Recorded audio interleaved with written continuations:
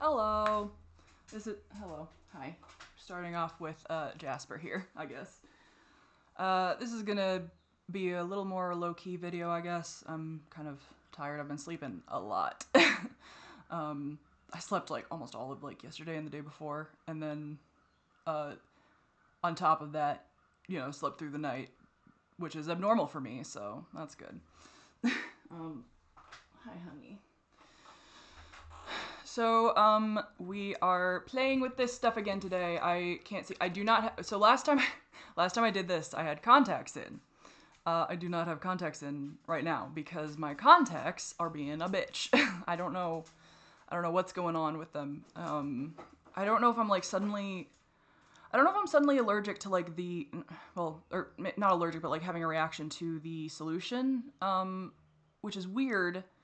Because it's the same solution that I used to use when I wore contacts back in high school and after college and stuff.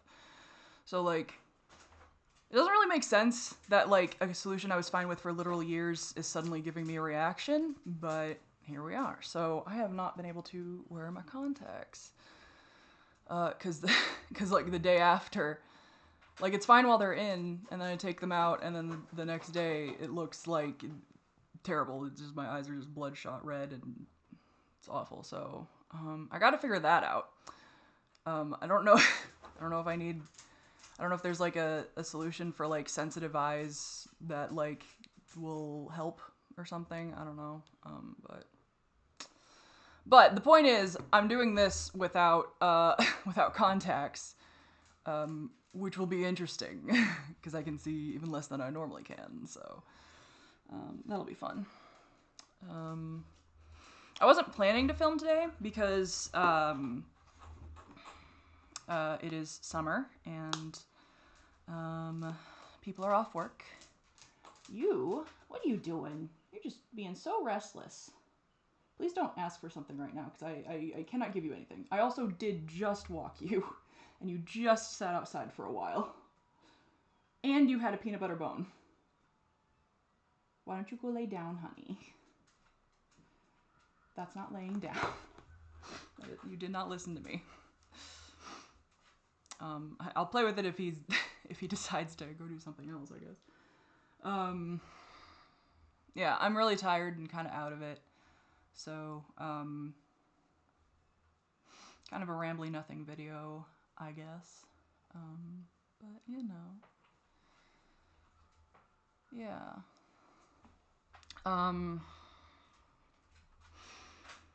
So, I don't know. I'll talk about something. We'll figure it out. We'll figure it out together. And you'll stay or you won't. And that's just how it be, I guess. Can I smell this? Can I smell this? Just sniff. Just sniff.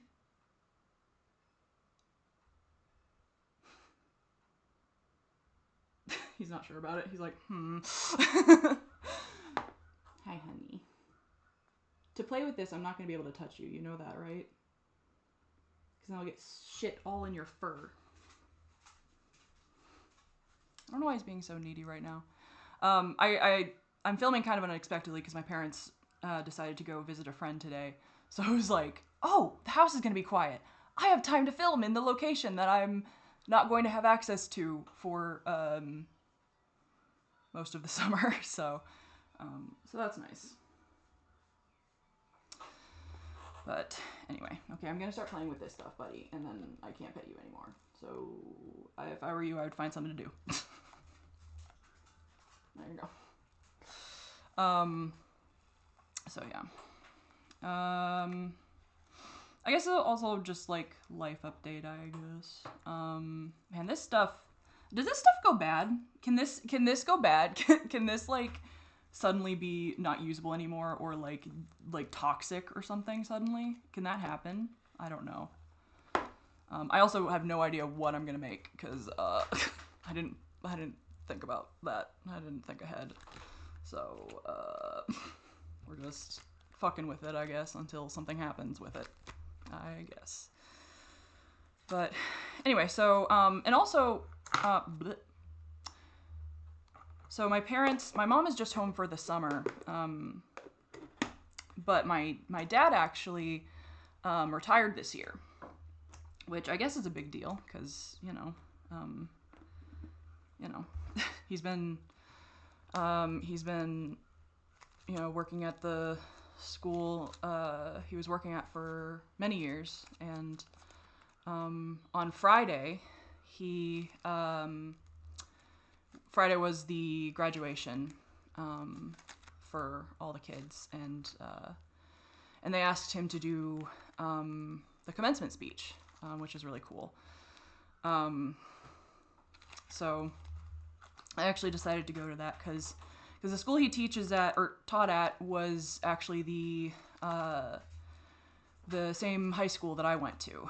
I went to school in the I went to the normal public school around here for the first several years of my life. For kindergarten through 4th grade, I went to public school here, and then I was struggling with bullying a lot, so I was homeschooled for 5th grade because it was just, there was, I had some kids kicking me. I was coming home with bruises, so my parents were like, maybe let's try homeschooling for a year. Except homeschooling was worse. Not worse, I should rephrase that. Homeschooling was not good because turns out I am an incredibly social creature, and being alone is bad for me and does weird things to my brain, even when I'm in 5th grade. So I homeschooled and I hated it, and I was like, Mom, can we try again? So I went back to public school for 6th, 7th, and 8th grade. And then the bullying was much worse in those grades, especially 7th and 8th. It was real bad. I had some death threats. I had people throwing garbage in my hair and following me around and shit. It was real bad. So I was like, maybe school's not a good idea, actually. And then so for 9th grade, I was homeschooled again. We tried it one more time. And this time it was an online school. It was the 5th grade one was just mostly me reading books and trying to teach myself. And then 9th grade was it was led by teachers on it was an online school. Which I feel for the time period that was, I don't remember what year it was when I was in 9th grade, but it was 2011 maybe? I could be wrong, but it was definitely around there. 2010, 2011, something like that. Maybe 2009? No, that's not right. I don't know math. So, I don't know, I feel like online schooling was not as prevalent around that time, and then now it's since COVID, that's become a much bigger thing, because you had to with COVID. So I had really rough schooling experience for most of my life, and then my dad also unfortunately my dad also during the 2009, my dad got laid off from his job, and so he ended up getting hired at the school that he just retired from. And I've mentioned this a few times, but it's a school primarily for kids with autism, but it's also, it can accommodate other types of disabilities. So he got hired on there, and then because my sister's autistic, she was going to that school, and then the teachers there or the principal founder of the school heard that I was struggling as well with school stuff, not academically, but with the social element, which is just as inhibiting to performance. So, if not more so in some ways. So she, we were, I started going to that school in 10th grade. So,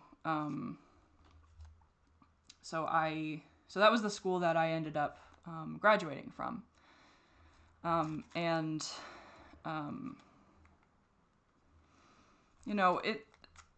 it was kind of cool going back to see, none of the kids I went to school with were there, but there were a couple staff members that were still there when I went to the, because I wanted to go because, it's like my dad's retiring and he's given a whole speech and stuff, and I really wanted to go to be there to, support him, because he's worked very hard for the past however many years. But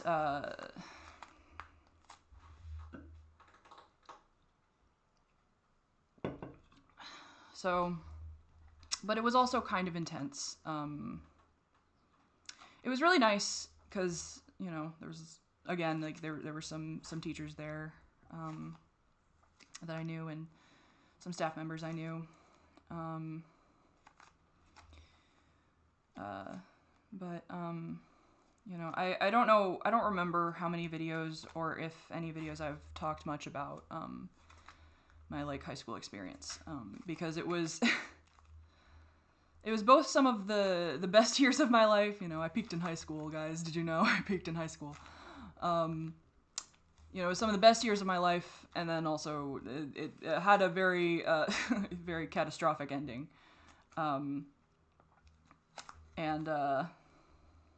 So, it was really complicated. And I don't want to like tell the full story in detail exactly right now. I think, I don't know. But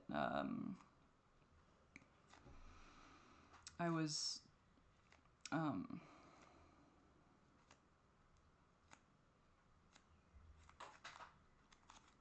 don't know.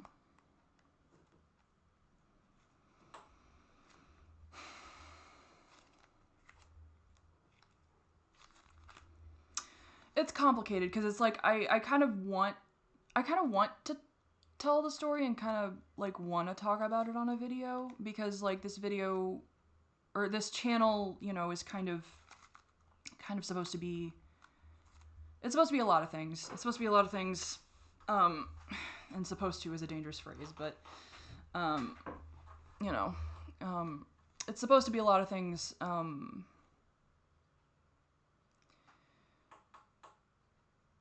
sometimes I struggle with the direction I'm taking it, because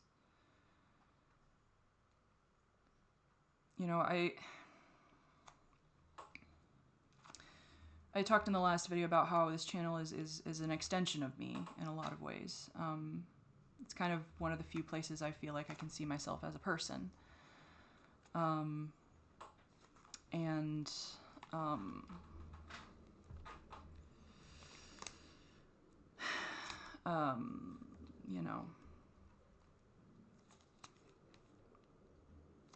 There is something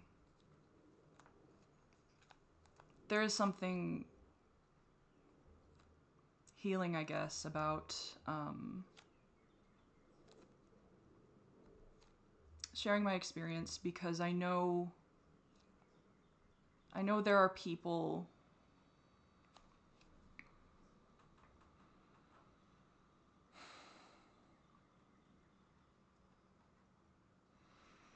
YouTube is many things. YouTube can be many things. One of the great things about the platform is its flexibility and diversity, and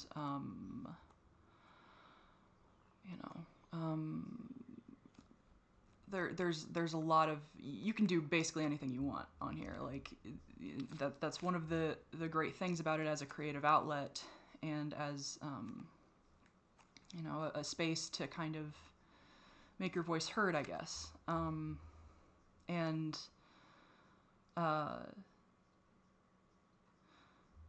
I think I have had a lot of very important. I don't know, I'm having such difficulty talking right now.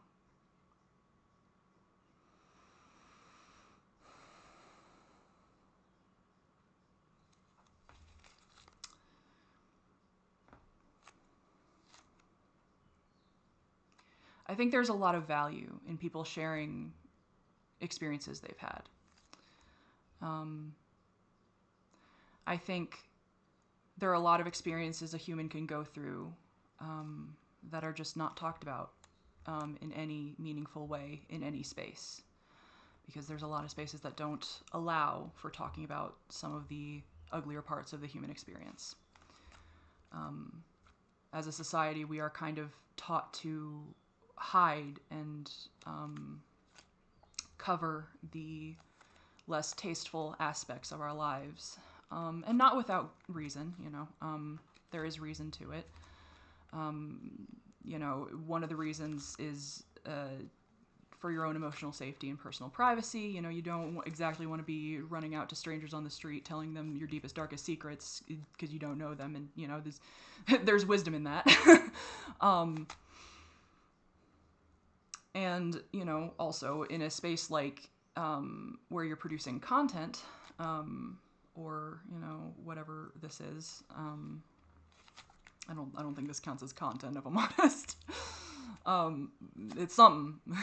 It's videos. I don't know if it counts as content. But, you know, there's also a mindfulness that you want to have about how your words and experiences might affect people watching. If there is triggering content or you know, something that can be difficult for certain populations to handle. Back again, huh? Back again, huh? Hi. I can't pet you. I've got shit in my hands. So, am I gonna burp? Close call. Nope. So, yeah, forgive me, I'm a bit spacey for some reason. Not sure why. But I think there have been a lot of, you know, there is wisdom about being careful about what you talk about and being careful about what you share and how you share it. Especially if, you know, this is a place where I want people to, you know, like, I don't know. Anyway, so all that being said, I also, some of the most important moments to me from my favorite creators on this platform have been the moments where they shared a piece of themselves in vulnerability that, you know, there was a chance that it wouldn't be received well, or, you know, something just deeply personal and deeply, in some cases, deeply traumatic. And, you know, sometimes hearing someone that you admire or look up to talk about an experience that was not only extremely difficult, but also strangely, you know, maybe even mirrors something in your own life, or, you know, just something that you can relate to, an experience that you've been through, or, honey, you can't go outside right now. You've been outside so much.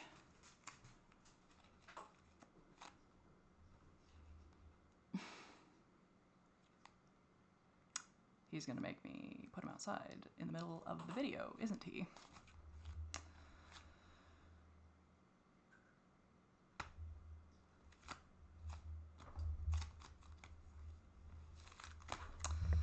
I hope you know how much I love you.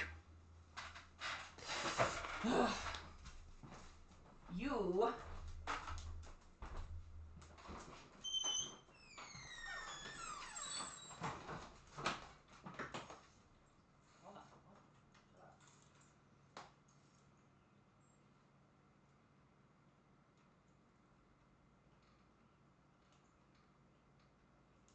I hope you know how much I love you.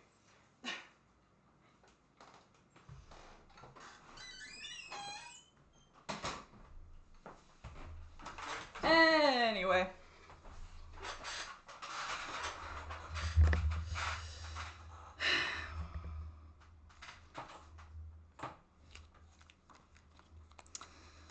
So, yeah, there's sometimes that people end up sharing an experience that, you know, was difficult for them, but can be helpful to people, you know. I don't know, I'm talking about this really roundabout.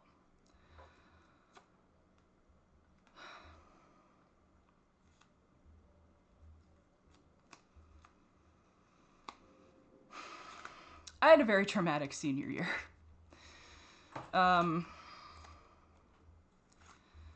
You know, I was a really good student. You know, I did really well in school, despite certain struggles. I did pretty well. And the friends I had in high school meant the entire world to me. When I first went to the school, I was really beaten down from the bullying, from, you know,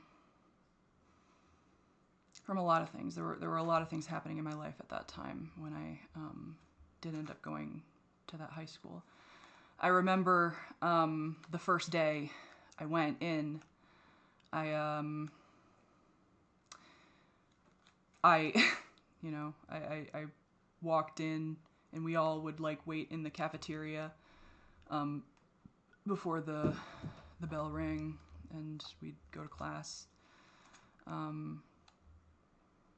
Or no, we didn't have bells, I think, because it was like a sensory issue for some students. So my dad would just be like, "Hey, everybody, it's time to go to class," because he has a our family has a set of lungs. Sometimes we can project our voices very well. And my dad is very good at that specifically. So, I'm suddenly having this fear that like my dog isn't like hooked up to the thing, and that like that he's just like gonna run away. But that's not true, because it's always hooked up. I don't know why anyone would have untied it. So, but I'm freaking out about it. Anyway, that shouldn't be the case.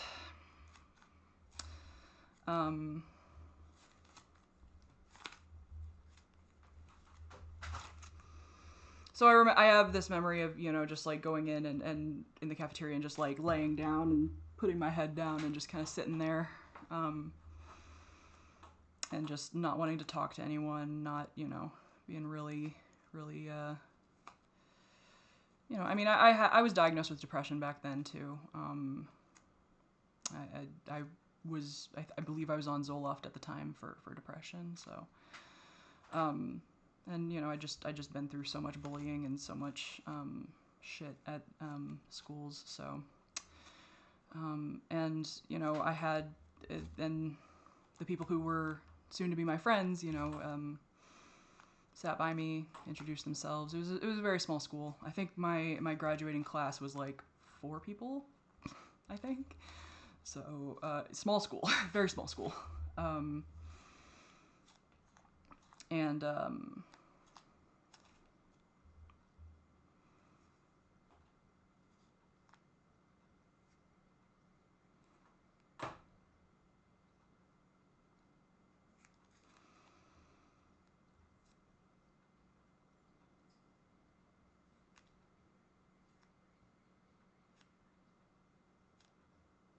you know, I'm always I'm always afraid of I'm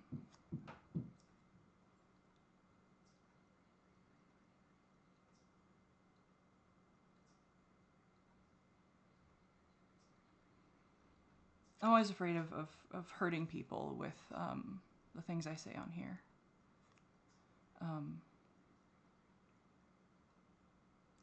Because I don't know how the internet works, if I'm honest. I don't know what information could lead to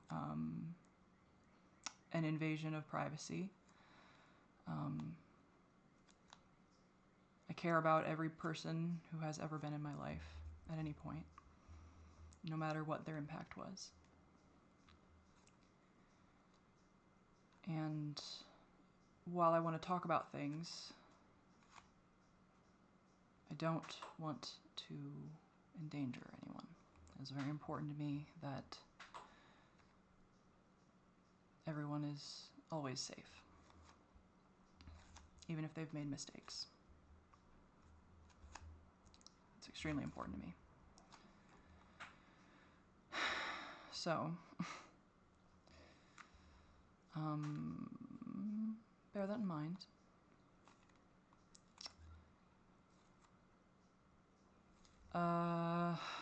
Yeah, so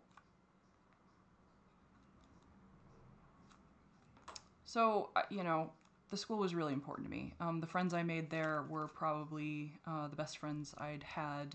Aside from, I had the one friend that I talk about constantly who is in Japan right now. Yeah, I met at public school, and she was the one friend who stayed from there. But other than that, you know, the friends in high school were kind of, you know, they were really good friends. We all hung out a lot. You know, all of us, not all of us, but a lot of us had a lot of struggles. You know, my who I would have called probably one of my best friends there, if not my best friend while I was there, she, you know, she was dyslexic. There was her friend was dyslexic. Our friend, you know, a lot of us had struggles. Her boyfriend had Tourette's. Like, it's, you know, and then, you know, I had my fucking, you know, my vision, and then also I was just fucking really mentally ill. Although that wasn't quite as well addressed at the time, but, you know, I mean, I did exhibit, like, self-harm behaviors. That was, you know, a thing, but, I'm not making anything, I'm just playing with this, so, cool, great, good, glad I'm not making anything. I don't know, the topic's requiring more of my brain than I thought it would. So,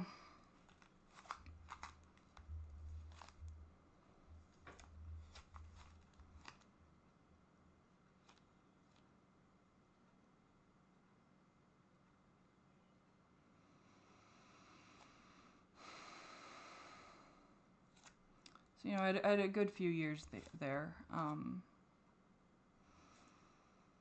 And there was a boy there, who ended up being my boyfriend in high school, or in senior year. And, you know, he was a good kid. You know, it was my first relationship, you know, first boyfriend. Only boyfriend, but I've not dated a guy since, but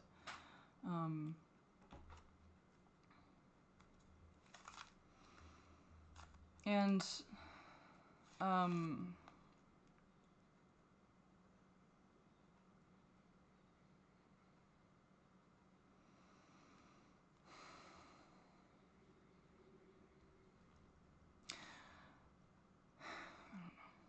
don't know.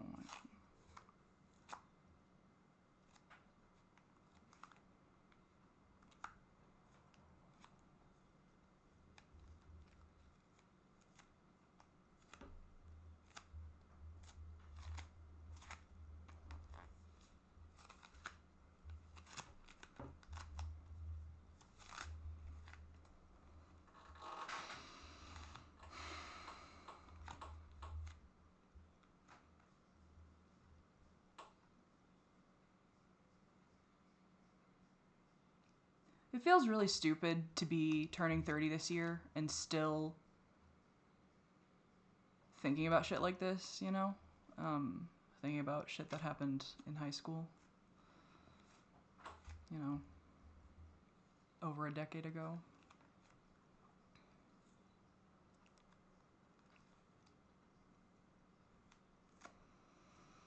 I don't know. So,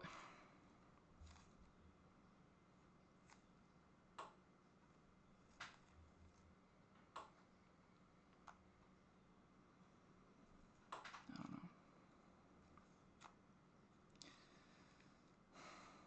There's a part of me that's like, should I even be talking about this? I don't know.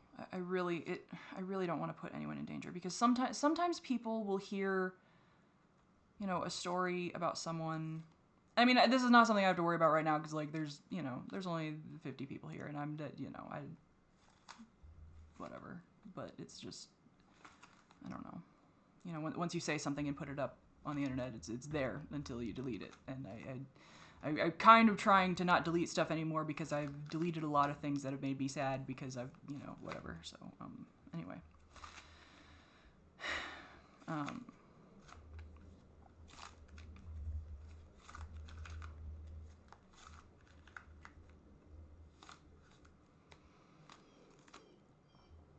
So, like,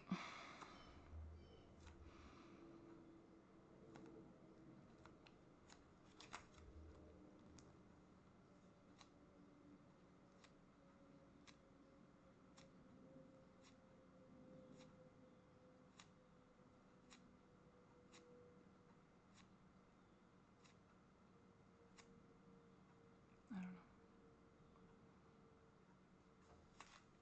I don't know.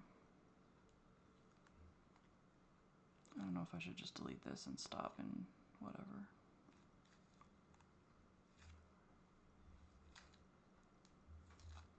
It's barely even a video. I'm just fucking with shit and saying nothing.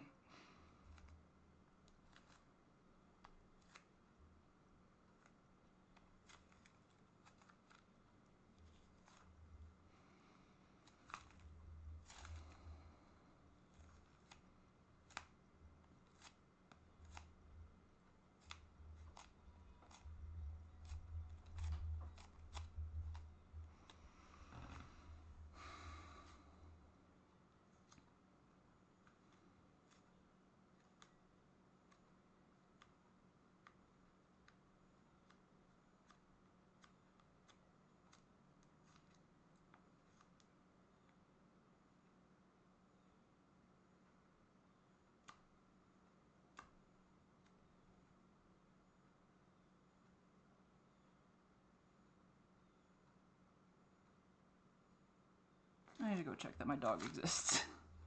He should be fine, but I'm like freaking out. Hey,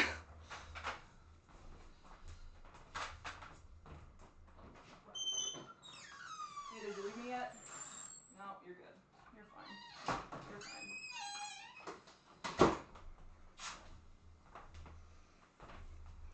fine.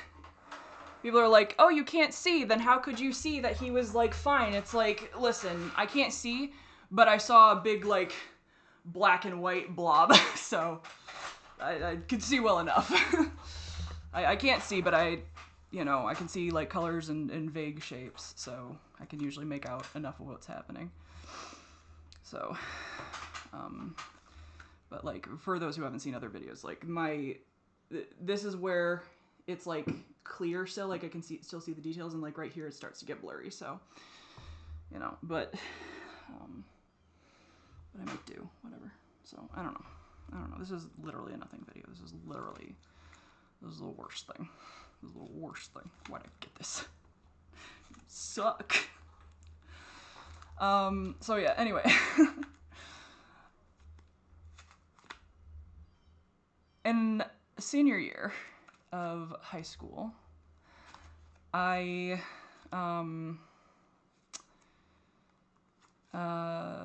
was dating my boyfriend, and we went on a school trip, and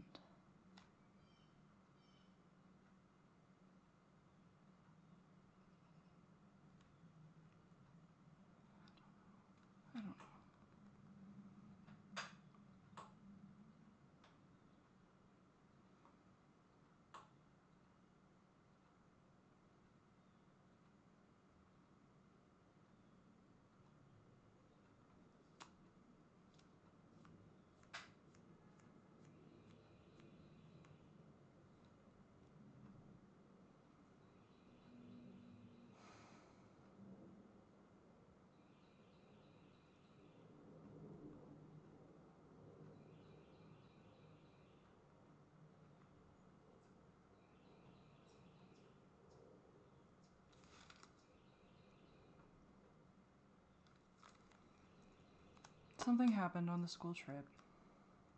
And there's a lot of layers to it, and I don't want to get into all of the layers of everything because it's not that the details aren't important. It's not that the details aren't important because every detail of that story factors into why it was so bad.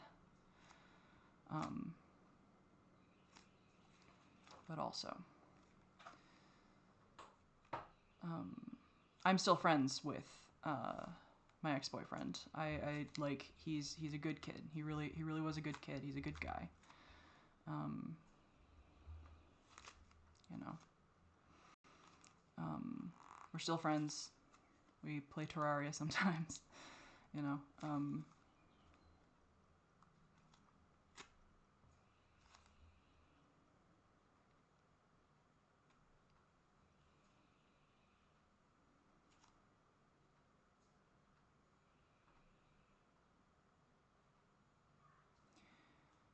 And like everyone I always talk about, it is important that he is always respected in how I speak about him, and that everybody is always respected in how I speak about them.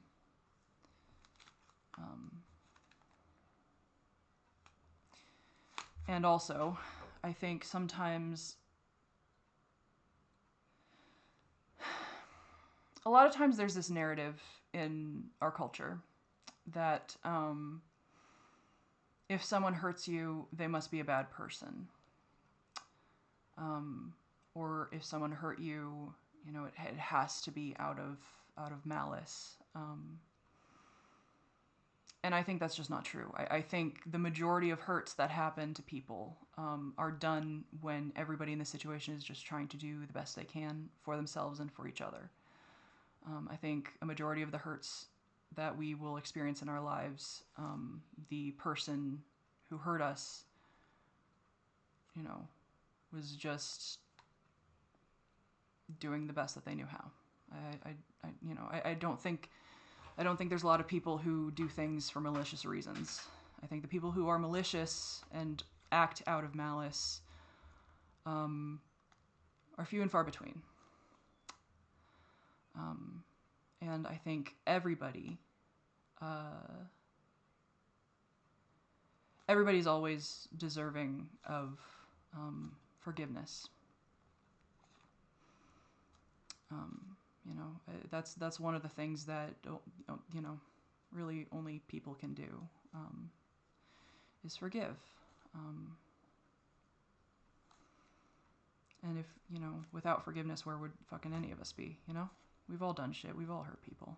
We've all done shit we regret. And sometimes we do shit where the consequences of our actions, you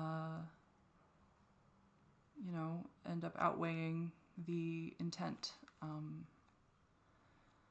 where, you know, we might be trying to be kind or trying to do our best and still result in a lot of pain for someone. And, you know, everybody involved in the situation was trying their best. They knew how, trying, you know, they were making the best decisions they could, navigating it best they could. And I've talked with him since about what happened and how it affected me, and you know, he's been really, really fucking cool about it. Like, he did not realize how much of an impact the incident had on me. Like, he didn't even know. He didn't even know. So it's, you know.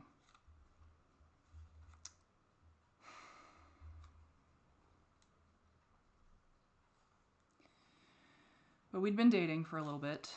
Not that long. It was coming up on 3 months, I think. So not that long.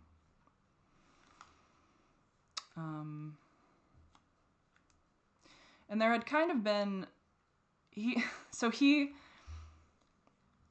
had this, again, this school, like, it was for kids that had some kind of something, you know, primarily autism, but like there were also just kids that had like behavioral issues, weren't doing well in you know, normal school, kids with just different types of learning disabilities. You know, there was all kinds of reasons why kids would go to that school. Um, his was behavioral. When he first came to the school when he was much younger, he was there way before I was. He had some aggression issues, we'll say. There were stories that I heard when I got to that school. But over the years, especially while I knew him, he really mellowed out a lot. He really kind of, and now like he doesn't have like any of that shit. Like he's like super chill and super like cool. Great guy. But at the time he did have some, there were some instances where he, hit some kids. It sometimes wasn't good. But it's actually funny because when I went to the school, because I went there before the first day of school, I went in with like my dad to just kind of check the building out, and his mom also worked at the school, and I was bored, so I drew something on the chalkboard, and I still am, obviously, was really into Full Metal Alchemist. So I drew, and I hadn't met any of the students yet, but I drew a huge Edward Elric on the blackboard, on one of the blackboards. And his mom, I didn't know him at the time, but his mom came in and she's like, "Is that Edward Elric? My son loves that show." And she like took a picture of it and like showed him, and then I like actually like went to the school, and and it was really funny because like the class I was in with him, it's funny because he was also like head down on the table when I first went there. So I went to that class, and at some point the fact that I drew that picture came up, and I mentioned it, and he just popped his head up and he's like, "Wait, that was you?" I'm like, "Yeah, that was me, I drew that." He's like, "Huh." Head down. It's very funny. So yeah, like so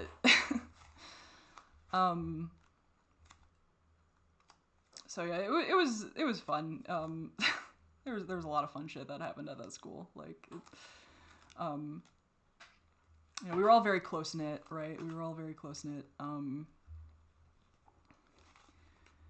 Like, I don't know. We all cared about each other a lot.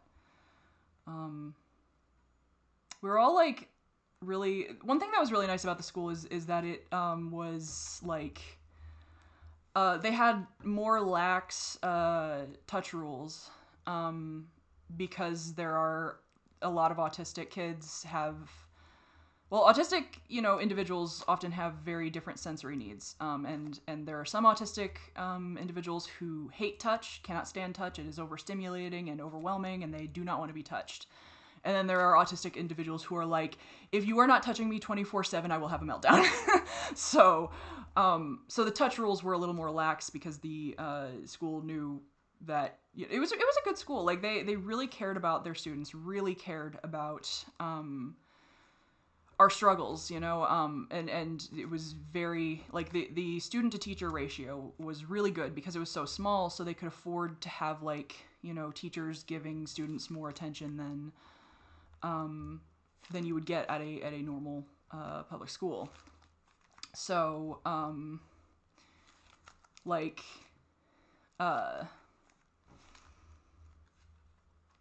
and so it was like, so some of the best memories are just like we're in class, we're we're learning, quote unquote, we're learning, and then but we're all just like piled on the beanbag, like laying on top of each other, a lot of hugging and stuff. And I am a very like I love physical touch. I need it. One of the reasons my my long distance relationship was so fucking hard is because I spent a majority of it without touch, especially after COVID hit, and then I couldn't see them. So like towards the end of the relationship, it was like 2.5 years of being in a relationship with no physical affection at all, and that was extremely difficult for me, to put it mildly. And it's So, some people say like love languages are bullshit, but like everybody understands love in a different way, and everybody receives and gives love in a different way. And so while it might not be as strict like love language, what's your love language? Because I think the emerging research is now everybody needs all of them, but there are ways that makes more sense to some people and less sense to others. And for me, physical touch has always been like the primary way that I understand affection, because I've spent a lot of time feeling like a monster, feeling gross. When I was little, for some reason, when I was little, I would imagine myself as having like a green cloud of like gross around me. That was just like disgusting and untouchable and like a monster. And so like that, for me, when someone feels like they are willing to touch me in an affectionate way, in my brain, I'm like, if they could see the cloud of gross, they wouldn't feel comfortable touching me. So that's like one of the best ways, for me to, I guess, feel loved. So it was really nice to be in a school where, in public school, they're very much like, don't touch each other, don't even look at each other, I don't want to even see you, like, but at that school it was a lot more, they allowed for a lot more. So it was a really good school. I think they were doing a lot of good work there. A lot of kids, there were a lot of kids who would go to that school and just like be like, I was struggling so much in public school and I was actually able to learn here because the teachers allowed me to do what I needed to do to learn. And, I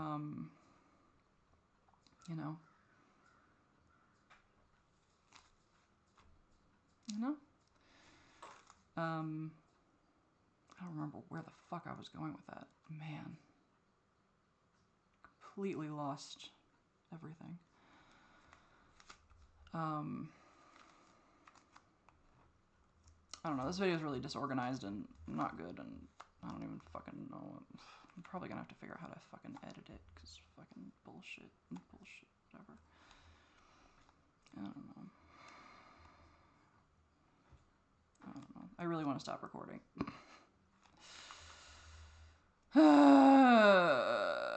No deletion, we die like men. So, yeah, I don't know. It was a really good school for the most part. But I also did kind of have this reputation towards the end of, I don't know. When I started dating him, people were kind of like, I don't know. People were real happy when we started dating because, he had so many behavioral issues and he was known for being kind of a problem. He was a good kid. He would just get really angry. Like, he was a good kid most of the time. Like, the majority of the time he was really nice, really really cool, really chill. The majority of the time he was fine. It was just when he would get angry, he had some difficulty regulating his anger. And that was usually the primary issue is if a kid made him mad, that was the problem.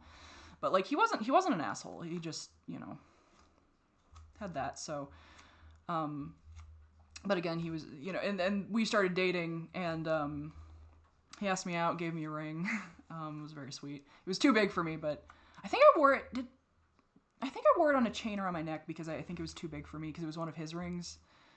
It was really cute the way he asked me out. Because he's like this big guy, like,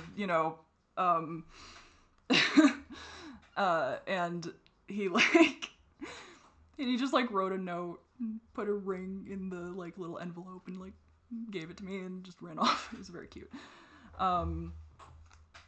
Very sweet. And and we tried. I mean, it was my first relationship. It wasn't his first relationship, but it was my first relationship. So it's like, it's one of those things where it's like, we didn't know what we were fucking doing, and like, for Valentine's Day, he he gave me a pocket knife, which I actually thought was really cool. Like, and I was like, this is great. I love this. Like, I was really happy about it. I don't have that knife anymore. I left it in Canada with my exes, unfortunately, but which is tragic because it was a cool knife. But yeah, so you know, we didn't know what we were doing. He tried his best though. It was really funny because like, sorry if you're squeamish about AFAB body processes, but one of the things that I thought was really cute is that every time I was on my period, he would go to the store and he would just buy a whole bag of like chocolate and shit. And so like I'd be on my period and he'd like come to school with just this like this just plastic bag of just like candy bars and like muffins and shit. And he would just like plop it on my desk. He's like, here. It was so funny. Very cute. So he tried. We all tried. But we were also teenagers. And teenagers are idiots, if you didn't know. That's kind of part of the job of being a teenager, is you're supposed to be an idiot. If you're not an idiot while you're a teenager, you grow up to be fucked up. So be an idiot. If you are a teenager, be an idiot. This is your chance. Have at it. Go for it, man. So yeah, so we had it was good, but like towards around the time of the school trip, I was kind of like, you know, there were some reasons why I felt like it wasn't working. You know, doesn't really matter why. There's some reasons I felt it wasn't working. So, and unfortunately, it kind of turned into this. You know, I kind of mentioned that I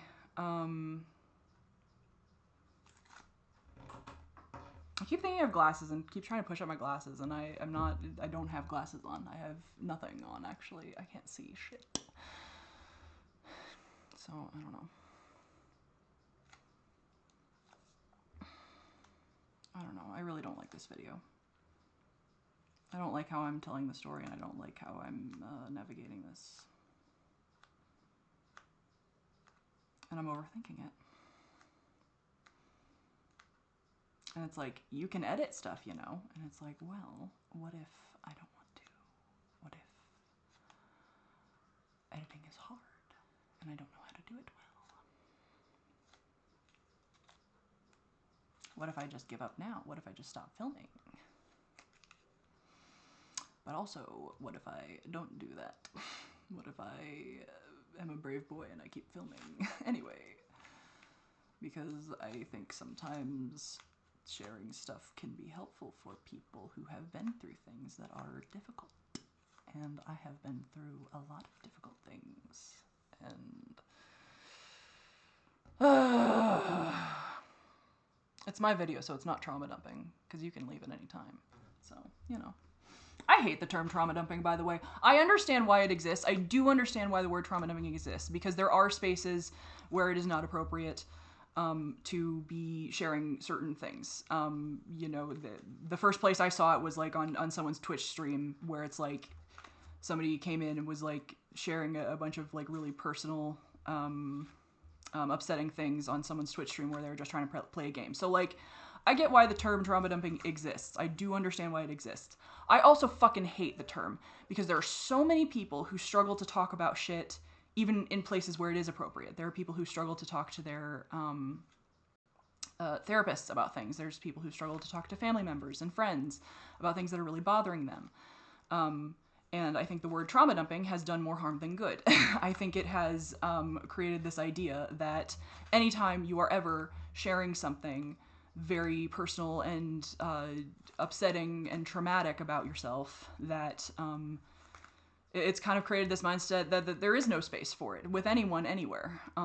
Because anytime you are sharing anything, it is just trauma dumping. So I do not like that word. I really do not like it. I understand why it exists, and I do agree that there are certain places where talking about shit is inappropriate. I do agree with that. That being said, there are so many people who go through so much and then never fucking talk about it, and they never fucking get help. And sometimes the ending of that story is not good, because they weren't able to talk to anyone, and they never felt like they could reach out. And I think that is a much worse result than someone maybe getting a little too personal in the wrong place. So that's my opinion on that. Why is my dog freaking out? This is the worst video I've made yet. I hate myself. I want to delete it and delete myself. Okay, anyway.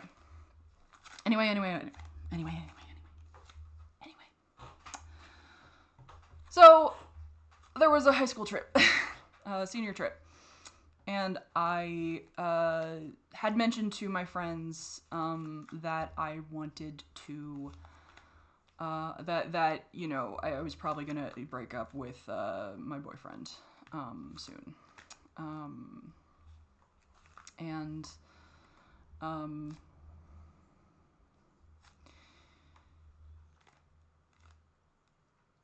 you know, you know, one of my friends was the founder's daughter.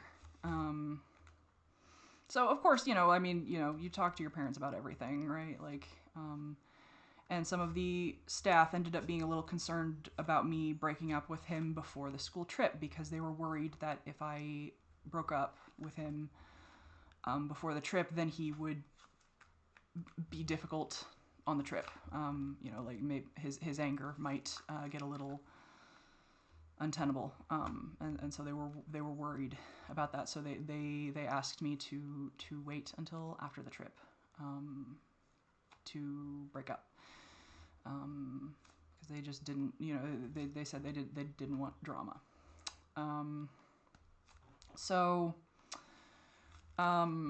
And you know, they kind of saw me as like a really good influence on him. Like they, both of his parents, while we were dating, both of his parents told me over and over again how much they saw changes in him during the time we were dating.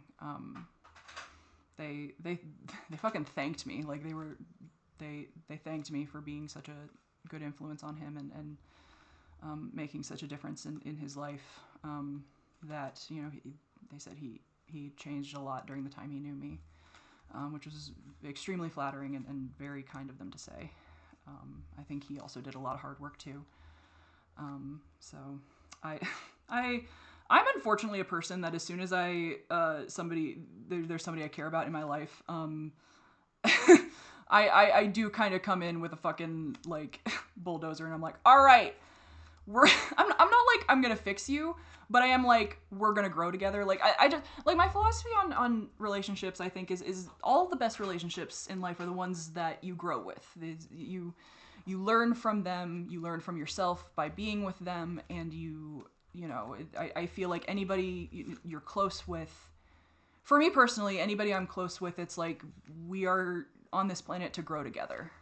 That's just kind of my philosophy on life and relationships is the pursuit of growth. And if you are with me in any meaningful capacity, aka my boyfriend, we're gonna grow together, because that's just what we do. So, you know, there was a lot of and again, I hope it's clear from my personality by now that I don't I don't just go in and I'm like, you need to fix this, this is wrong. You know, I try not to do that, but I did used to do that when I was younger, but not as much. I try to be, you know, I have stuff to work on too, and I always want people to tell me what I can work on too. So, you know, it is a two-way street. But, you know, they said I was a really good influence in his life, and had a really good impact on him. So that was nice to hear, and made me feel even more guilty about breaking up. But it just wasn't working for multiple reasons.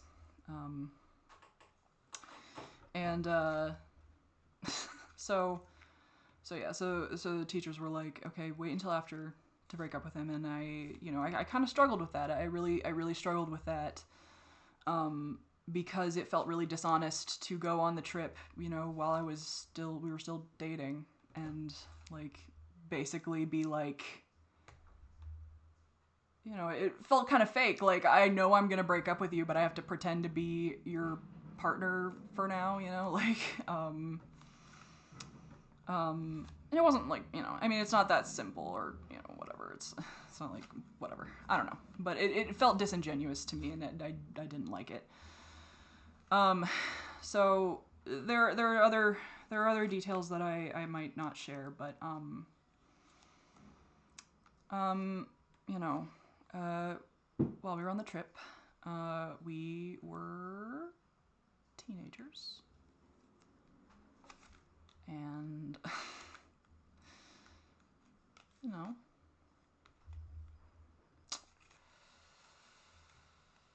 teenagers do stupid shit. And it was a little complicated because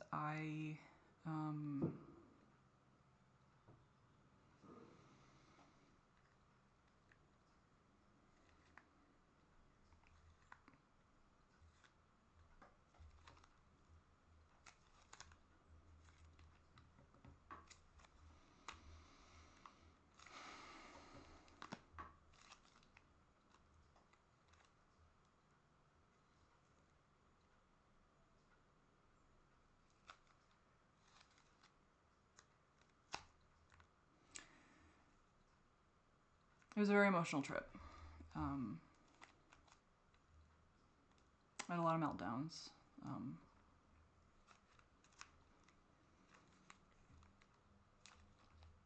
And during the trip,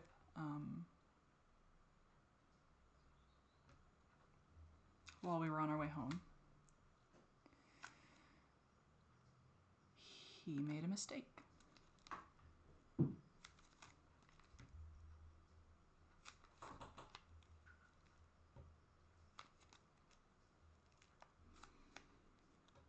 He made a mistake.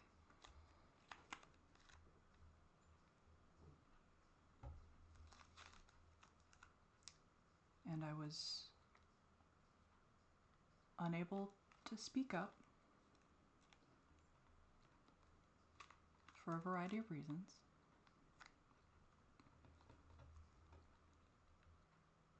And he didn't know that I was having trouble speaking up. And he didn't know how scared I was.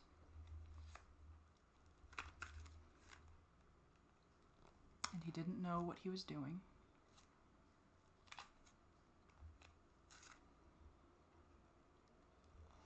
And someone saw.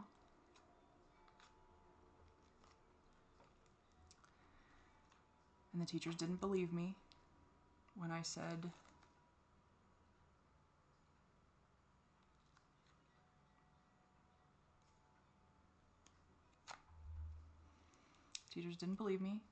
I didn't.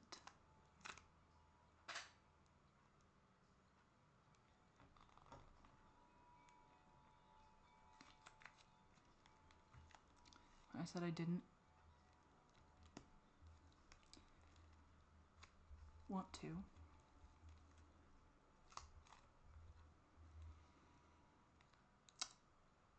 And the consequences were catastrophic.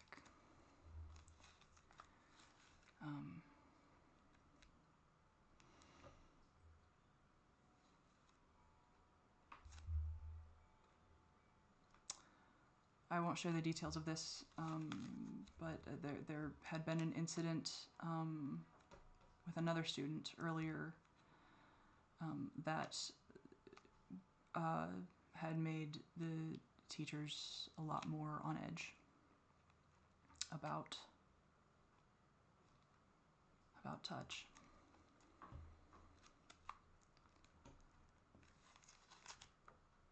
And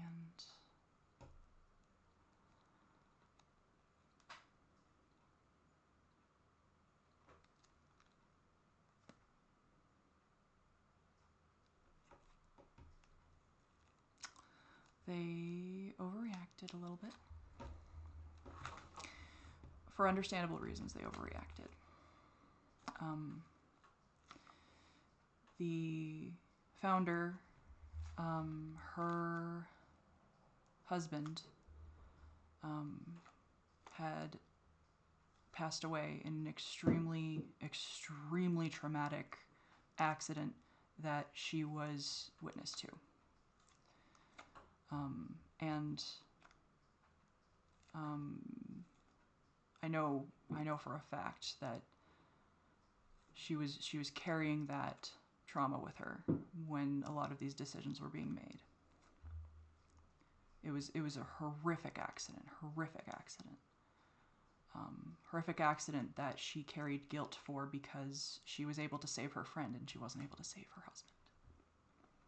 Very, very, very traumatic situation. And I am honestly shocked at how amazingly she did as a leader after that incident, how she carried on for the school, and how brave she was for us, despite carrying such a heavy burden on herself. And I think after something like that, you cannot be expected to always 100% of the time make the right decision.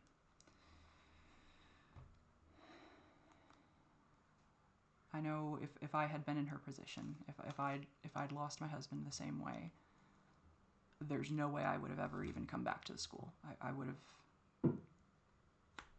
I don't even know if I would have survived something like that. I don't think I would have. Knowing myself, in many ways, she is a much stronger woman than I. I am not a woman, but you know what I mean.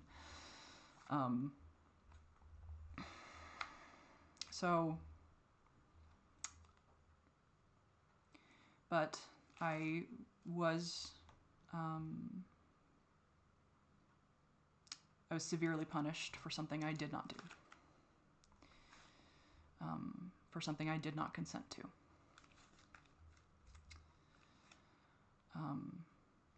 And there are no villains in the story. There are no villains. He didn't realize that I was trying to stop him. He misinterpreted some of my behavior. And, none of us were taught consent. They do not teach that shit in schools.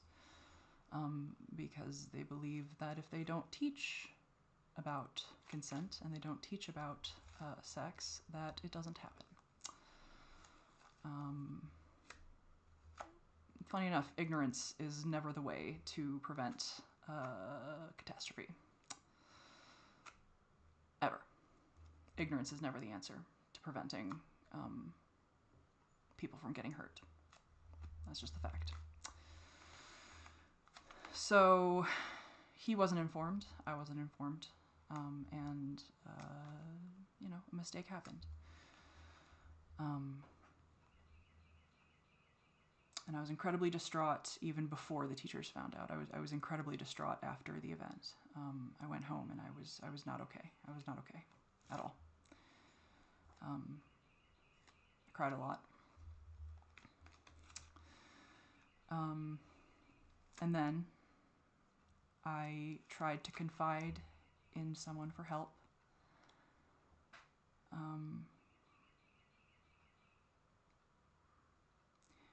And both he and I were punished. I was going to be valedictorian with my grades and my, just performance at school. I was going to be valedictorian, which is not that huge a deal because it was a very small school. It was very small, but I was going to be valedictorian. And there was also every year we had this huge project. And the projects were really fun. Sorry. The projects were really fun because we would take we would take the majority of the year to do them, and it would be the result of the project, because there were so many like, you had to like write a paper, you had to give a presentation. We had a whole like fair event where we had to set up and explain our stuff. And, you know, like we had to write a paper and make like a tri board, and you know, like it was a huge project that we did every year, and they were a lot of fun. But they were also, it was a very weighted project. It was, now I'm forgetting what the number is, which is funny because I've told this story a few times and I usually remember what the number was. But it was a very significant portion of our grade. It might have been 30% of our grade for like the whole year. No, I can't remember. I'm going with that, but I also, I think I'm forgetting right now what the number is. Which is really funny because I have told this story so many times and I always get the number right.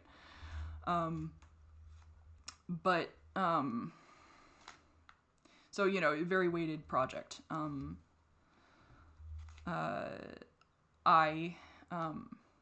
He and I both received a 2-week suspension for what happened. And during those 2 weeks, we still had to do the work that was required for those 2 weeks, but everything would be a 0. Every single piece of work would be a 0. And unfortunately, that big project was due during those 2 weeks. And so the entire project was counted as a 0.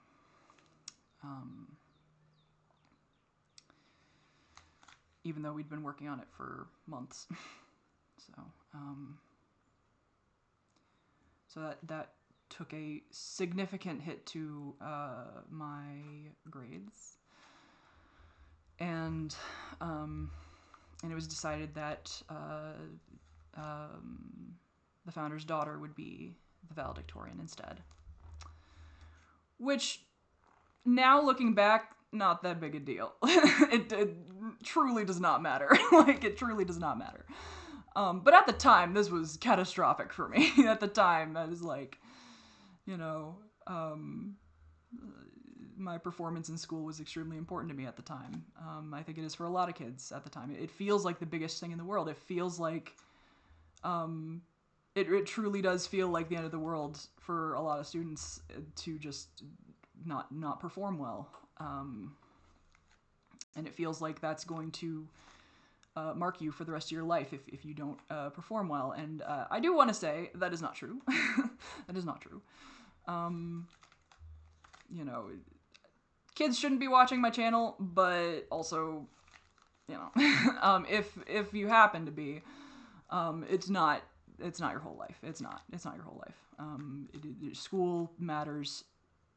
School matters a whole lot for a very short period of time, and those grades matter a whole lot for a very short period of time.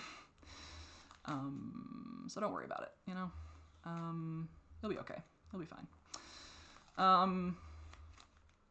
So, what was I saying? I was saying something. I was talking about something. Yeah. So, I did not take this incident well at all. I'd had a lot of issues being... I don't know, is there a bug on my leg? Oh, there's a bug. Get off. I hate bugs.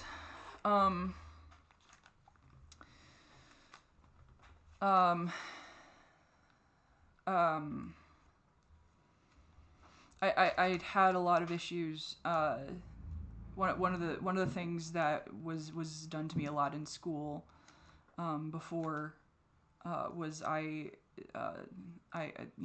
developed very early. I developed very early and very quickly, and young boys take notice of this, and sometimes have issues with physical boundaries.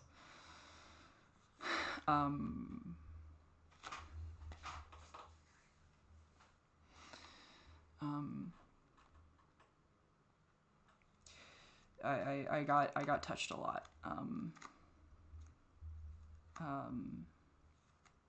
Without consent, and without respect.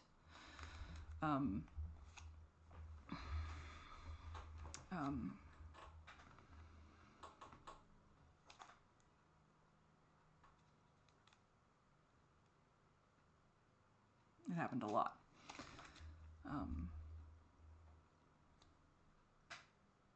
I've been told before that I make myself a very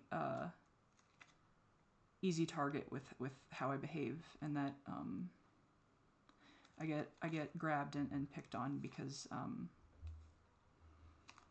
make it easy for people, unfortunately.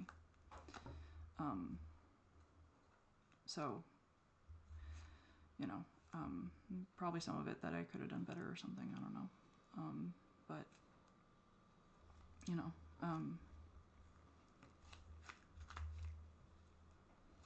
so, you know, even though he didn't intend to hurt me,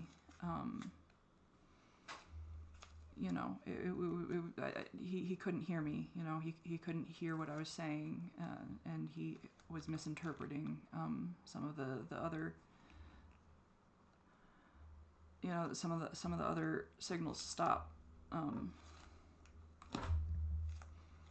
and you know, he, you know, I know he would have if he'd heard me, you know, I know he would have if he heard me, because he's a good kid, and he doesn't want to hurt me. And there were times that I remember there was this one time when he and I were hanging out at his house, and we were hanging out, and he started doing something I wasn't comfortable with, and I asked him to stop, and he did. So it's, you know, it's one of those things where it's like I know he would have if he heard me, because I had proof of that. So, but you know, sometimes, you know, being a teenager and having bad impulse control, you know. So, anyway, you know, I took the whole incident really hard, and my family took it really hard. It was really difficult for my father, because he, you know, he worked at the school. And that's a conflict of interest. He can't defend me if he has to be fair to all the students, you know? So, like, you know,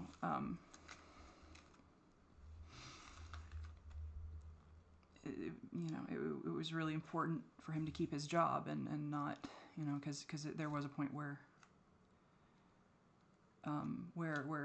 the teachers who were upset with the decision,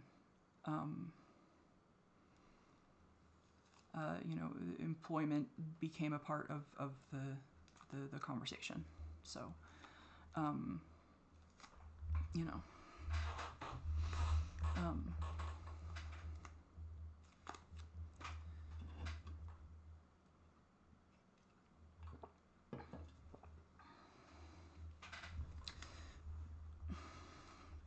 and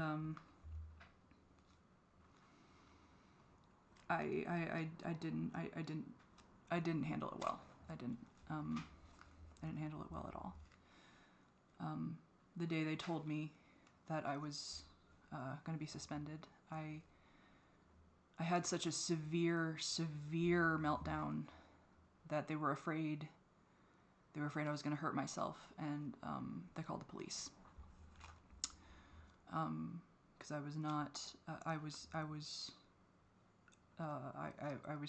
freaking out, and I couldn't calm myself down. I couldn't self-regulate. I feel like there's bugs all over me. I couldn't self-regulate. So, you know, and for those, if you've never had a wellness check before, because that's what it is. When the cops are called on you like that for that reason, it is a wellness check. It is basically just if somebody is afraid that you are going to injure yourself or be a harm to yourself. And I do want to say, if wellness checks are not that bad, in my experience.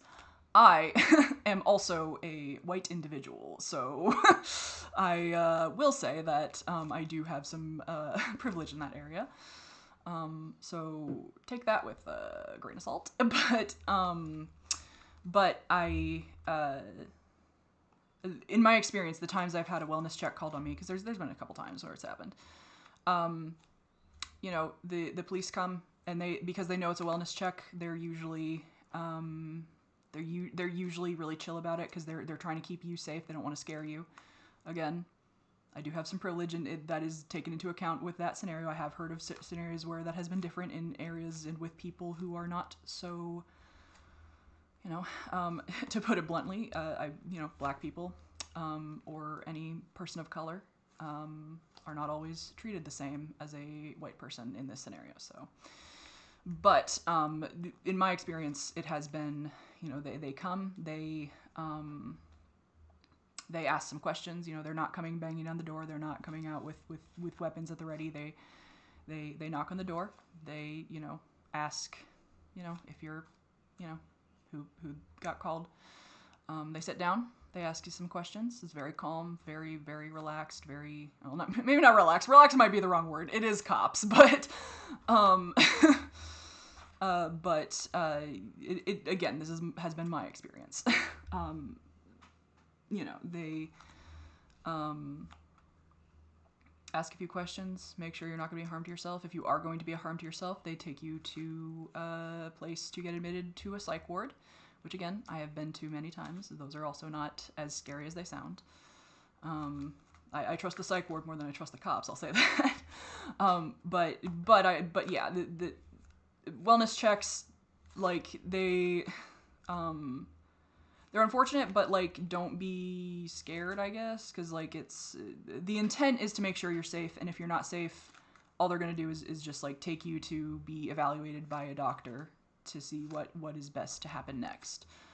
And unless, you get some asshole cops, it should be okay. So that's just kind of, if that ever happens, or you're worried about that, if you struggle with mental health, that's all it is. They just come, knock on the door. Are you this person? Yeah. Okay. And then they talk to you, ask a few questions. So, and the ones that came and were for that time, they evaluated that I didn't need to go anywhere, that I was safe enough. So they just came in, talked to me, asked a few questions, and then they left. Not a big deal. So, yeah. But yeah, I took this extremely hard, and my family took it hard. My mother also took it very, very, very hard. Because I think for her, it was... She also did not believe me that it wasn't consensual. She struggled a lot with it. I remember she was crying a lot, and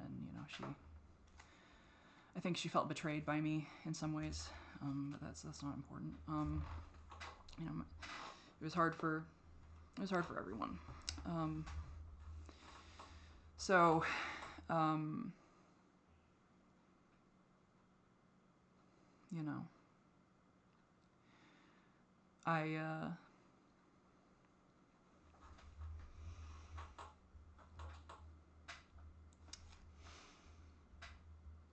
I had one teacher who was really kind, really, really fucking kind. She, excuse me. One of the things she asked was if she could give me some extra credit, to kind of make up the huge dent in my grade from all the zeros. And she was told that any extra credit she offered me, she had to offer the rest of the class. And I still remember, she chose a time when everybody was, like, talking except me, because I was having a depressive episode because something terrible had happened, so I was kind of sitting in the corner and crying. Not actually crying in this scenario. Anyway, but she, like, waited till where like all the students were talking to each other, and she held up this, like, thick stack. It was like this thick. It was a huge stack of fucking paper, and she held it up and said in the quietest voice ever, she's like, "By the way, there's extra credit. If anyone wants it, you can ask me for some." And then she just placed the entire stack on my desk. It was very nice. She was a great teacher. She was a lot of fun. I miss her. She was great. But she was probably my favorite high school teacher. But yeah, so I booked it. I did a lot of fucking extra credit, and it was May when this happened, so it was like right at the end of the year, and I'm just like, I gotta hurry, So I did a fuck ton of extra credit to get my grade back to something decent, so that the colleges that were making offers like full rides and other scholarships were not discouraged at my grade. And then it didn't end up mattering because I dropped out, but but yeah, so I, it was kind of a really difficult way to end the year and end my high school year, career or whatever. Although, another part of the consequence of things other than the, why do I keep trying to push up my glasses? I literally am not wearing glasses. What the fuck? We also, my boyfriend and I weren't allowed to like go to any of the school events. So that was also unfortunate. We missed some things that we wanted to go to, but,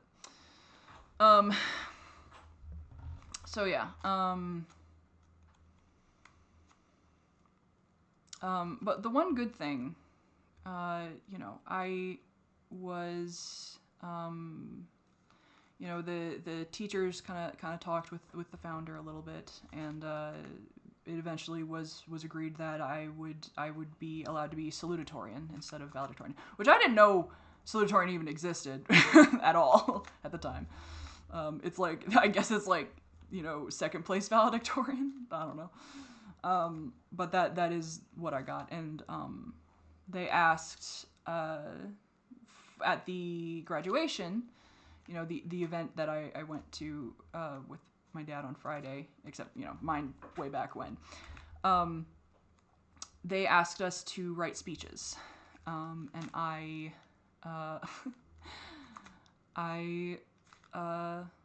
took this very seriously. I have always liked, maybe not always, but I had grown to kind of enjoy public speaking, I guess. It's funny, I would always, for school presentations, I would I would write a thing and I'd make notes, and then I would get up there and I'd just be like, I don't need that. And I would just kind of talk, because it was kind of a pain in the ass to look at my notes, and I would rather just, it's like, I did the project. I know what it's about. I know what to say. I don't need to look at my notes. But I wrote out a speech, for graduation, and I asked my dad if he could find the CD of it, or the DVD of it, or whatever it is, because I know we have one, or one was made. But I gave a speech, and I don't remember all of it. I don't remember most of it. I remember that I wrote the whole thing, and then I got up there, and I didn't use it at all. I just talked about other shit. I went off on a whole thing. But I don't know. I feel like it just flows better if you're not reading off of something. It flows better if it's not scripted, because then you're kind of tying the pieces together with your words, and I don't know. That's just how I feel. So, and I remember I talked a lot about legacy, what you leave behind, how the school really overall positively impacted my life, and because when I first got to the school, I was extremely shy is not the right word, because shy implies I don't know. I was just kind of I was depressed. I was very sad, very, very sad boy. So yeah. And being there and being with students that, accepted me for who I was, and, welcomed me into their circle, and, cared about me, I have memories of, I have really good memories of, kids just, they were there for me in a lot of ways, that people hadn't been before. So, I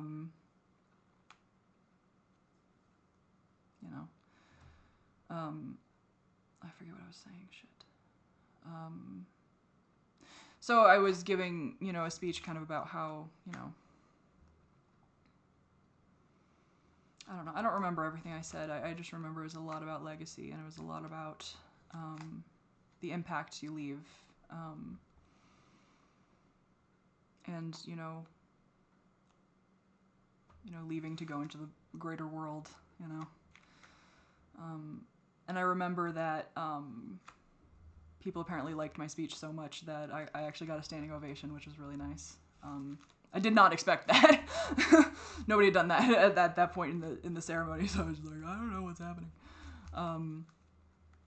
So that was kind of a very nice way to like close out that season of my life.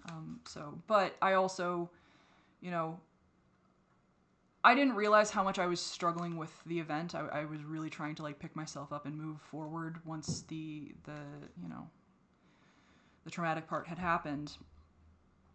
And I didn't, at the time I was not, I'd been in therapy for a while, but I wasn't super informed on how shit can just fester if you don't deal with it. If you don't process things, it doesn't go away. It doesn't just disappear. It sticks with you. And I didn't process it. I didn't process it because I didn't have space or time to process it. My dad was extremely distraught by the whole event. I'm his oldest kid, Of course it hurt him, and he's a teacher. He felt helpless. Apparently the founder asked him, like, do you want to know what happened? And he said, I don't even want to know, because he wasn't able to emotionally handle it. And he felt he couldn't keep, he was scared he was going to lose his job. Like he was, if he navigated it wrong, he was afraid he was going to lose his job. So, not much he could do. So I was trying to manage, I was trying to protect him. I was trying to, soothe my mother. Thankfully, my boyfriend ended up taking the breakup fairly well. He cried when I broke up with him, but he took it well. Like he didn't fight about it. He,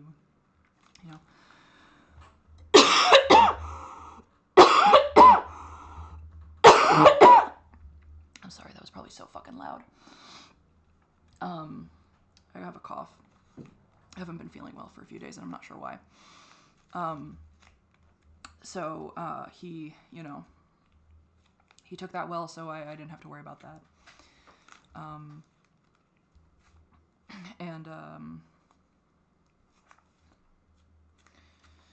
There was just, and I had to catch up on work. I didn't really have time to think. I had so much extra credit. It was a ridiculous stack. It was a huge fucking stack of extra credit, because the zeros had just tanked my grade so much.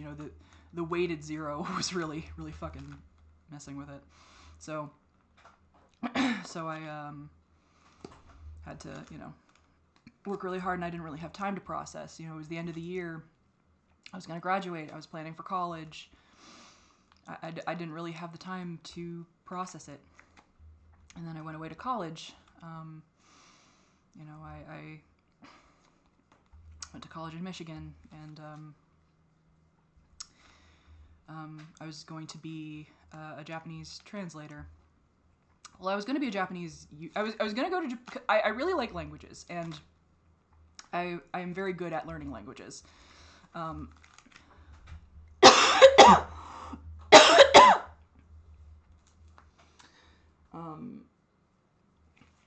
I was learning Spanish in high school, and also ASL, which I don't remember hardly any of either of those anymore.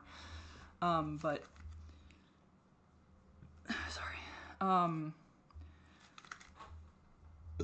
Sorry, good God. So, I've always been, I've always had a knack for learning languages, and I really like the Japanese language. For me, the Japanese language is the language of stories. All of my favorite, not all of them, a lot of my favorite stories and the stories that mean the most to me are told in Japanese. So I wanted to learn that language because I really admire the culture and the language and, the stories that have meant so much to me, and, wanted to engage with that. So I was originally going to be a translator, and then I, when I went to college, I went to a Christian college. So, God, my throat's all fucked up. I don't know why. I'm sorry. I'm being gross. So, I went to, I went to a school that had a really good Japanese department. And,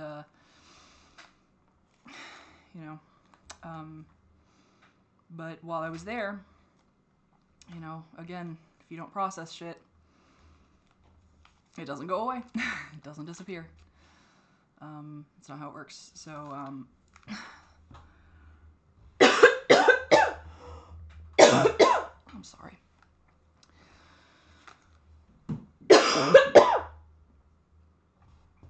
Sorry.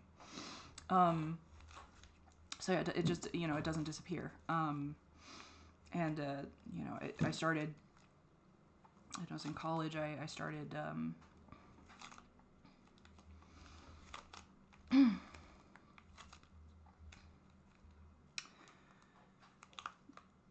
was just despair, it was despair. It was the purest despair that I had experienced in my life at the time. And I had no idea it was just the beginning. I had no idea it was going to get so much worse. I was alone in my dorm room. I didn't have a roommate. And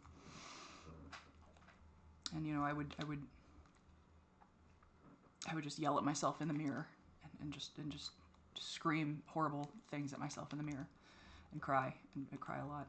I tried journaling, and I would start journaling about something, and the words would turn poisonous and rotten and foul and just venomous towards myself. And so I wasn't able to journal after a while, because every time I sat down to journal, I would go from just trying to process things to just horrible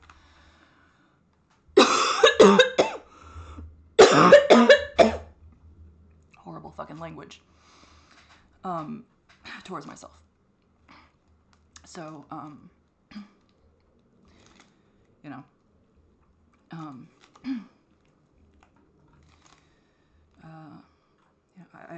I felt like I was abandoned by God. I went to a Christian college because my faith was very important to me at the time, a very important part of my journey in life. And I remember that was the first time, maybe not the first time, but it was the most intense time that I felt completely abandoned by God. Completely abandoned by God. And I didn't know where he went. I didn't know where he was. I didn't know why suddenly crying out to the ceiling literally felt like crying out to the ceiling. It no longer felt like a God was listening. That was also around the time that I accepted my bisexuality, and I was afraid that was the cause. I was terrified that was the cause.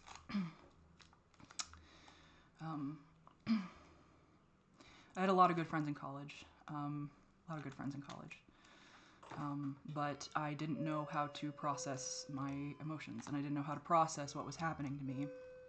And so I isolated really badly. I remember it was a really good Japanese department, and we had a lot of transfer students from Japan who were, they were here to learn English. We were there to learn Japanese, so we would spend a lot of time with each other trying to pick up each other's language. And man, that is some of the most fun shit, by the way. Like, being with someone who speaks like the language that you're trying to learn, and they're trying to speak the language that you learn, there is such a unique joy to trying to communicate past a language barrier. And trying to learn the whole time too.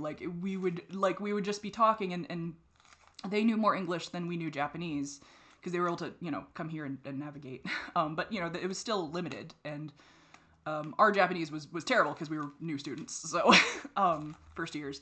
So it was really fun. Those were some of the best friends. They were just so fun to hang out with. And I remember, I have this memory of this one girl, this one Japanese girl. I'd met her. I'd met her on the opening day because we were like playing like silly games because it's like, hey, you're in college now. And she's like, you know, this brand new Japanese student just in the middle of all these other students who are speaking a language that she mostly understands, you know. And we had to do rock, paper, scissors, and she didn't know what rock, paper, scissors was, and I'm like, I know what that is in Japanese! That's one of the few things I know! So yeah, I went over to her, and I'm like, and I was like, it's Junkin! And she's like, oh, okay! So, I said that in the most American way ever. Oops, oh well. And, Junkin-mo. And, so she, I have this memory of, you know, I was doing really bad. I was really isolating. I was not going to class. I was not going down to eat. I wasn't doing anything. And I happened to be outside at one point for once, you know, seeing the sunlight for once.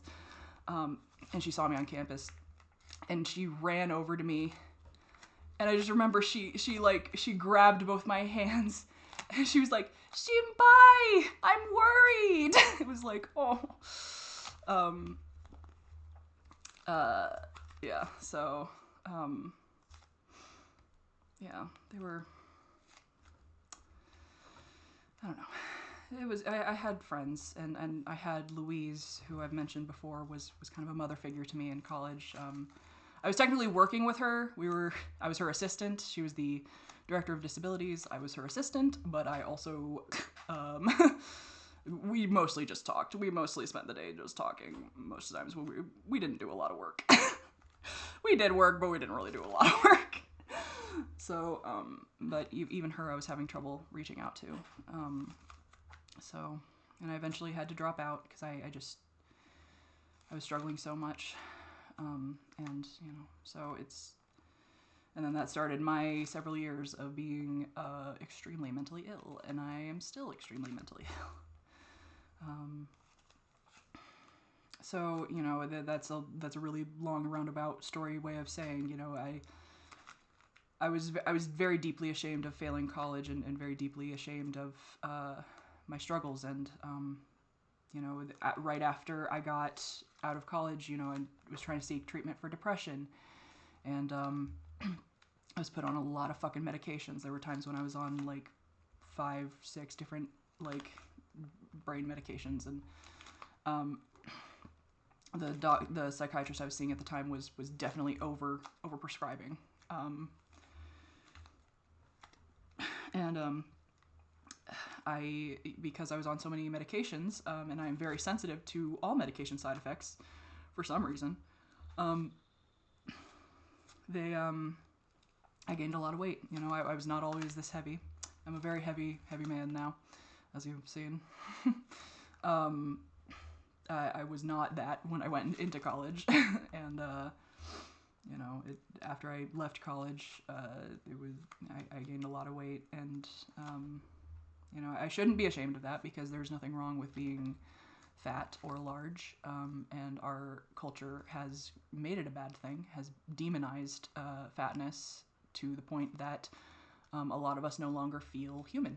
And I hate that mindset, and I hate fat phobia, and I hate the toxic mindsets that make weight out to be a moral issue rather than it. You know, it's not. It's not a moral problem.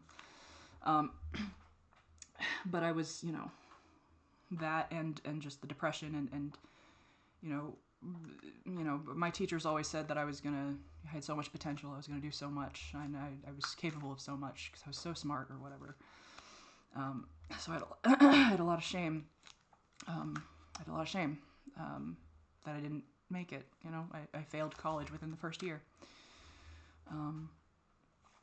So I have been avoiding that school and everybody in it like the plague since, because I've not wanted them to see what's happened to me and not wanted them to see what I've become.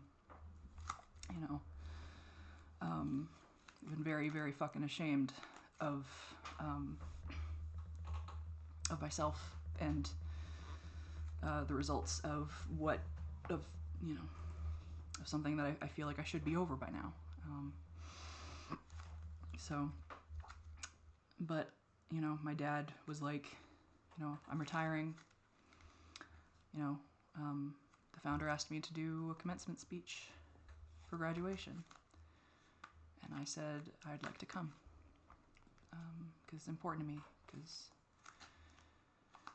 my dad has worked very hard at that school, and even when I was there, he was always a really good mentor for a lot of the boys. He does very well with the boys at that school, and was a very important influence on a lot of them.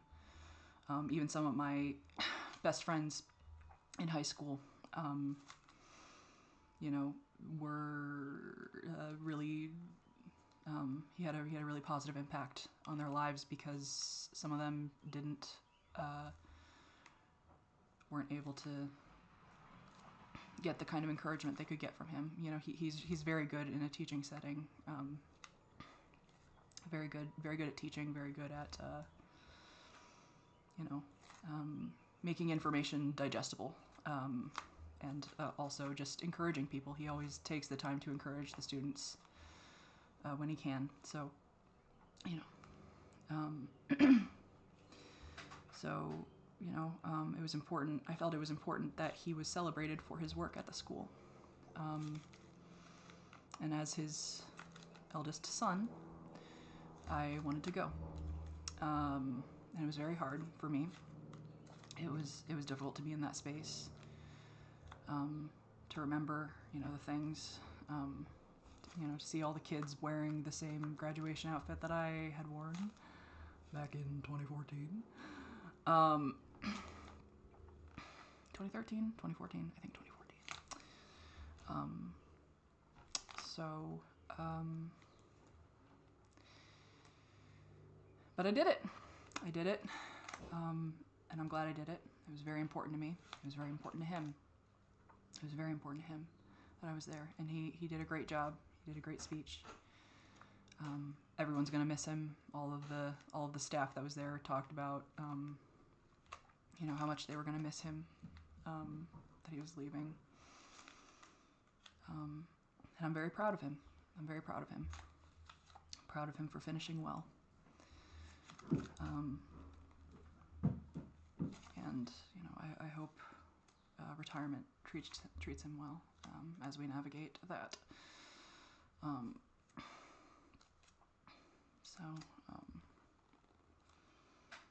That was, it was very difficult. I spent some time crying in the bathroom. It was very difficult to be there.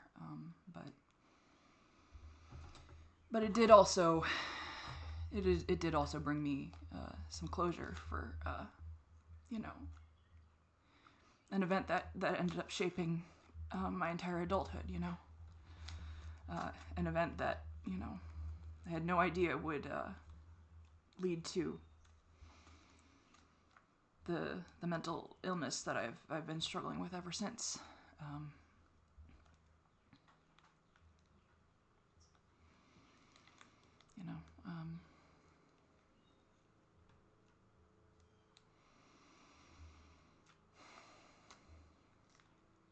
God is still important to me, but I don't think I'll ever feel close to him the way I could before,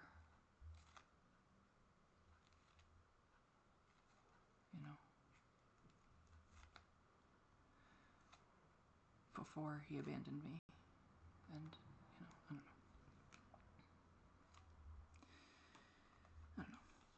I don't know what I'm saying.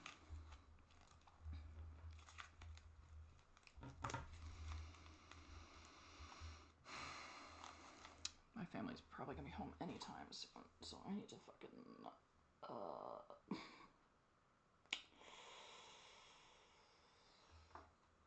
probably need to wrap up soon-ish. I also can tell by the clock that I've been filming for over an hour.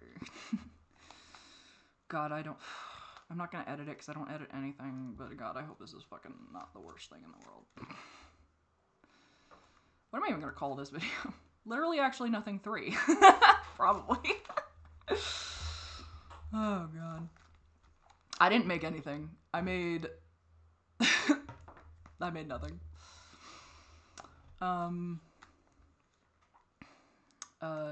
June 1st will be my anniversary for the channel.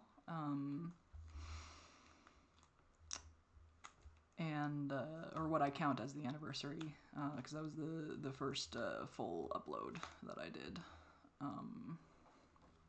And man, really had plans to do something about that. Really had plans to make a cool video and really fucking, you know, put some work into it. And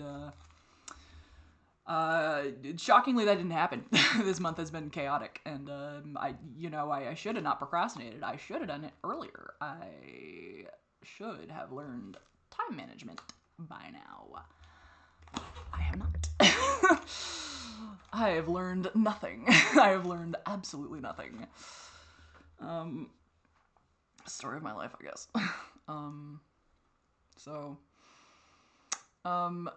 I guess next year I'll try to do something, or this is just going to become a running theme that I am never ready for anything ever.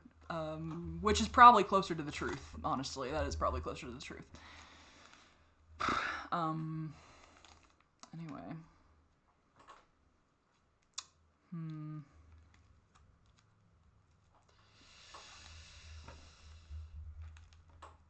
I don't know how to end this, but, you know, whatever.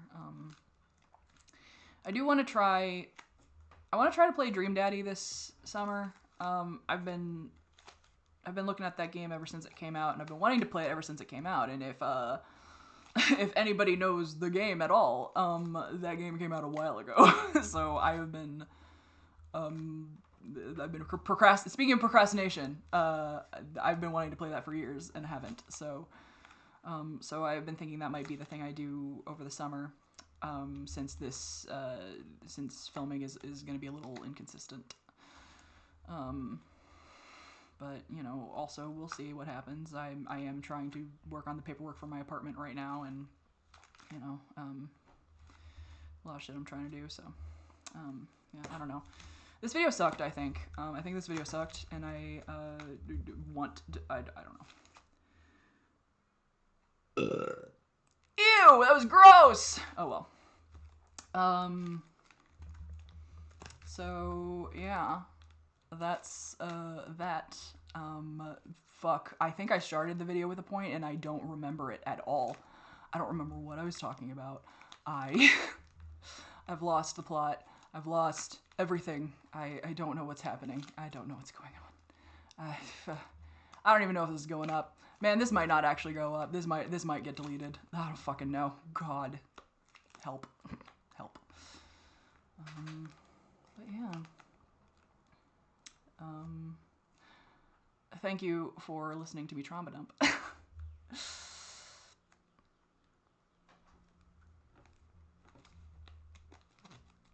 don't know. I don't know what I'm gonna do about this video. I don't know what's gonna happen with it.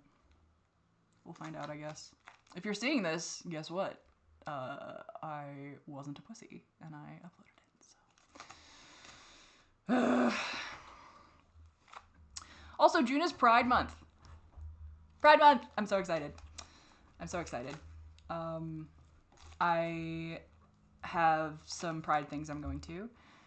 I am gonna not be a coward, and I am gonna ask a girl out during a Pride party we're having. So we're gonna see how that goes, and I'll keep you updated, because, you know, I'm probably about to get rejected, but, you know, whatever. You only live once. Fucking, I don't know. I don't know. You only live once.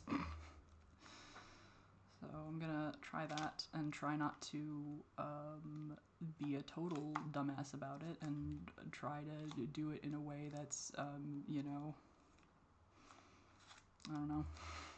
I've never actually asked anyone out. The two relationships that I've been in, they asked me out. So I'm like, how do you even do this? I don't even fucking know. So yeah, I'll update you on that catastrophe when it happens. So I should stop filming, but I don't want to stop filming. Because if I stop filming, that means I have to watch the video, and I have to fucking hate myself and be angry at myself because I fucking already don't like this video, and I don't want to upload it, and I don't want to do it, and I don't like this anymore, and I'm gonna quit YouTube and delete my channel, and I think I'm just gonna escape into the mountains and never come down, and I'm just gonna leave, and I'm gonna disappear, and nobody will ever see me again, and I'm gonna delete the internet from everything, and I'm going to become a caveman, and I'm, you know, I don't know. Anyway, whatever.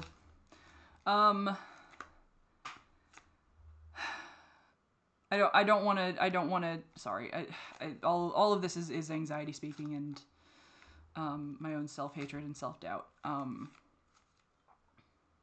I know for me, sometimes hearing stories like the one I told, have been impactful to feel like, for me, hearing it from other people, has been impactful, especially to see someone survive something like that, you know, someone get through, and keep growing and keep being a better version of themselves, and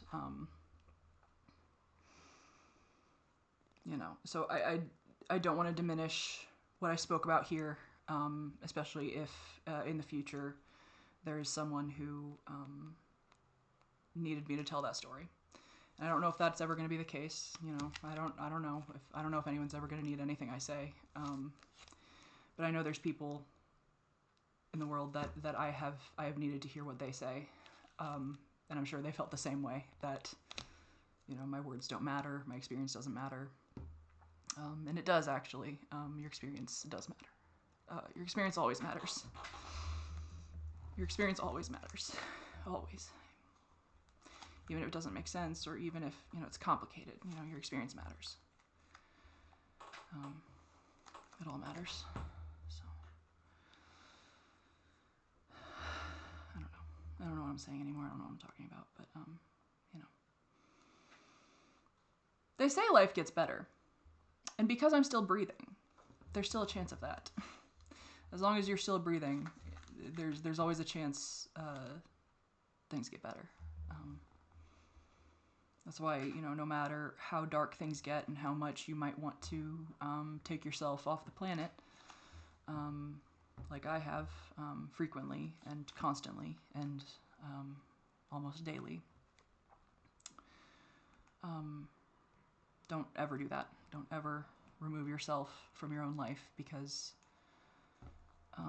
that's the only way that things won't get better, is if you remove yourself from your life. Your life can't get better if you are not there to live it, you know, to grow through it. And it fucking sucks. You know, the worst parts of an experience like that is, you know, it fucking sucks.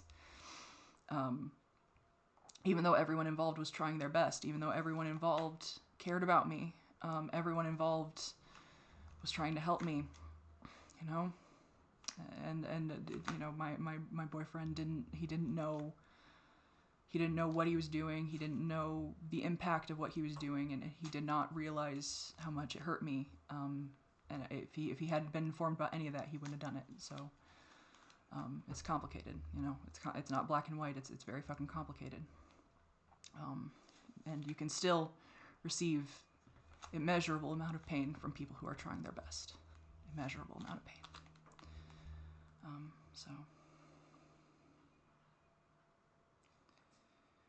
So yeah.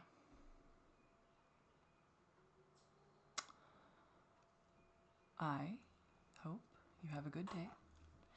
If any of this content was triggering for you, please take care of yourself. Do what you can to regulate, seek comfort, self-soothe. You know, do what you need to do. Take care of yourselves as always. You know, that's the important thing. You got to take care of yourself. take care of yourself and reach out if you can. I will, of course, put a trigger warning somewhere easily findable. But you know, sometimes things can be triggering without us realizing it, or we might not expect it to, you know, affect us in that way. So, but being triggered is a real thing, very normal, and it does happen to those of us who have survived shit that is traumatic. So, you know, just take care of yourself if that did, if that was the case, you know.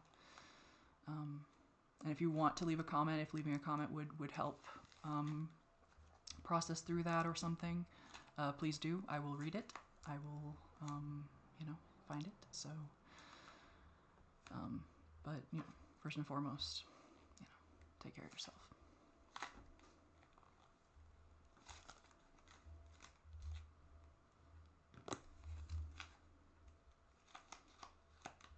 Take care of yourselves.